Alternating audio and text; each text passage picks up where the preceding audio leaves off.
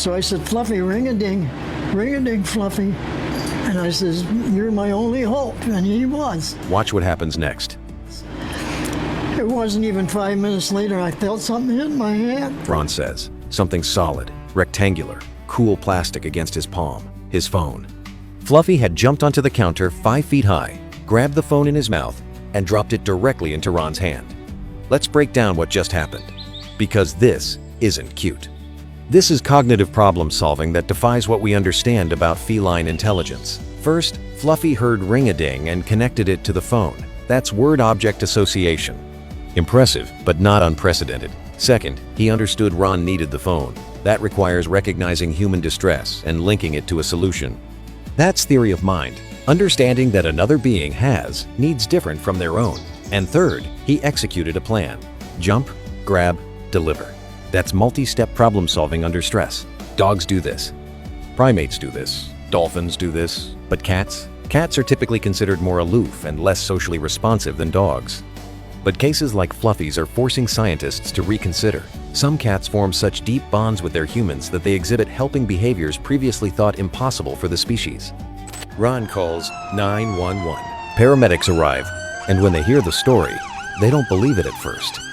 An 84-year-old man, saved by a cat who understood a 2-word command in a crisis. But the evidence is lying right there in Ron's hand. The phone, delivered by Fluffy. The medical team checks Ron over. 16 hours on a bathroom floor should have caused serious damage, kidney problems, blood clots, severe dehydration at minimum, minor bumps, minor bruises. That's it. Live it a million times, and what if he wouldn't have been in there with me? I'd be dead today. Today, Ron Williams and Fluffy are inseparable. He'll never be away from me until the day I die. But here's what this story reveals about the hidden intelligence of cats and the power of the bonds we build without even realizing it.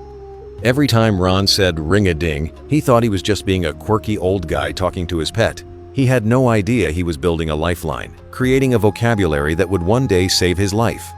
We underestimate cats constantly. We call them aloof, independent, uncaring. But research is starting to show that cats bond just as deeply as dogs. They just show it differently. They're watching us, learning our patterns, mapping our routines. And in rare cases, like Fluffy, they're capable of acts that look a lot like love. Scientists call this socially referential behavior, when an animal modifies their actions based on understanding another being's needs. It's sophisticated, it's empathetic. And it's exactly what Fluffy did when he heard those 2 desperate words from Ron. I relive it a million times, Ron admits. That moment when something hit his hand in the darkness. The impossible rescue. The cat who understood. 4 months of ring-a-ding saved 16 hours of dying. This isn't just a feel-good story about a pet. This is a window into animal cognition we're only beginning to understand. Fluffy didn't act on instinct. He acted on comprehension. He heard a command, recognized a crisis, and solved a problem.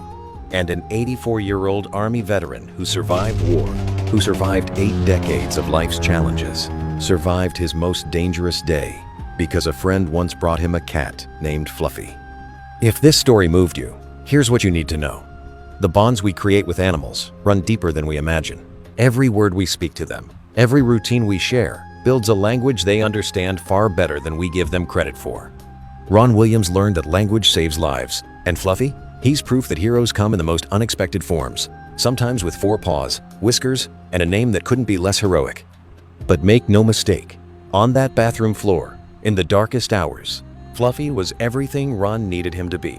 His companion, his hope,